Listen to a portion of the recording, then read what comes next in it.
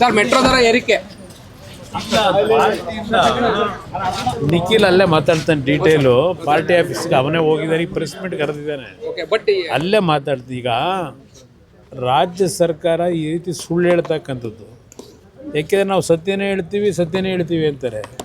ಇವತ್ತು ಒಂದು ಕಡೆ ಹೇಳ್ತಾರೆ ಕೇಂದ್ರ ಸರ್ಕಾರದ್ದು ಕೇವಲ 20% ಈ ಒಂದು ಯೋಜನೆಗೆ ಹಣ ಕೊಡೋದು, ಇನ್ನು ಉಳಿದಿದ್ದು ರಾಜ್ಯ ಸರ್ಕಾರದ್ದೇ ಮೇಜರು ಅಂತಕ್ಕಂಥದ್ದು ಹೇಳ್ತಾರೆ.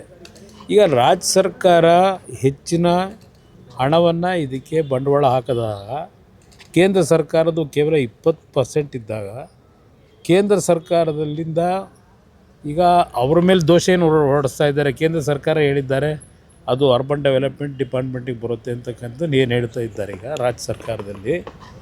ಈಗ ಆಗಿದ್ದರೆ ಬೇರೆ ರಾಜ್ಯಗಳಲ್ಲಿ ಯಾತಕ್ಕೆ ಮೆಟ್ರೋ ಪ್ರಾಜೆಕ್ಟ್ನ ಯೋಜನೆಗಳಾಗಿರ್ತಕ್ಕಂಥದ್ದಕ್ಕೆ ಪದೇ ದರ ಏರಿಕೆ ಮಾಡ್ತಾ ಇಲ್ಲ, ಕರ್ನಾಟಕದಲ್ಲಿ ಮಾತ್ರ ಯಾಕೆ ಮಾಡ್ತಾ ಇದ್ದಾರೆ?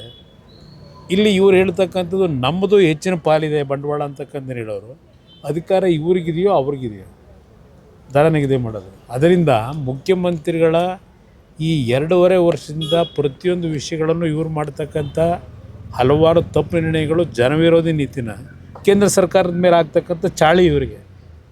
ಅದರಿಂದ ಇದರ ಬಗ್ಗೆ ಜನ ಎಚ್ಚೆತ್ಕೋಬೇಕು ಅನ್ನೋದು ಹೇಳ್ತೀನಿ. ಬಟ್ ಯಾವಾಗಲೂ ಹೀಗೆ ಜಾರ್ಖಂಡ್ ಹೇಗೆ ಸರ್ ಜನಗಳ ಪರಿಸ್ಥಿತಿ ಹೇಗೆ ಅಂತ?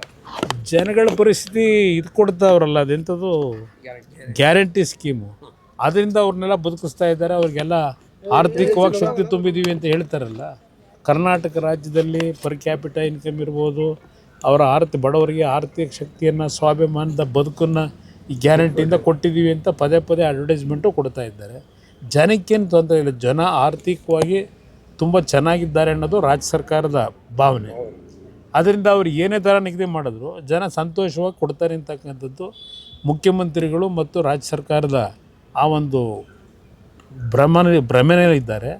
ಜನ ತೀರ್ಮಾನ ತಗೋಬೇಕು. ಸರ್ಕಾರ ಸರ್ ಹೈಕಮಾಂಡ್ ಎಷ್ಟು ಹೇಳಿದ್ರು ಯತೀಂದ್ರ ಸಿದ್ದರಾಮಯ್ಯ ಅವ್ರಿಗೆ ಸೇರಿರೋದು ನಾನು ಯಾಕೆ ಮಾತಾಡ್ತೀನಿ? DCM ಅವರು ಕೂಡ ಯತೀಂದ್ರ ಅವರ ಹೈಕಮಾಂಡ್ ಅಂತ ಹೇಳ್ತಾರೆ. ಈಗ ಆ ವಿಷಯ ಕಾಂಗ್ರೆಸ್ ಸರ್ಕಾರಕ್ಕೆ ಸೇರಿರೋದು, ಕಾಂಗ್ರೆಸ್ ಪಕ್ಷಕ್ಕೆ ಸೇರಿರೋದು.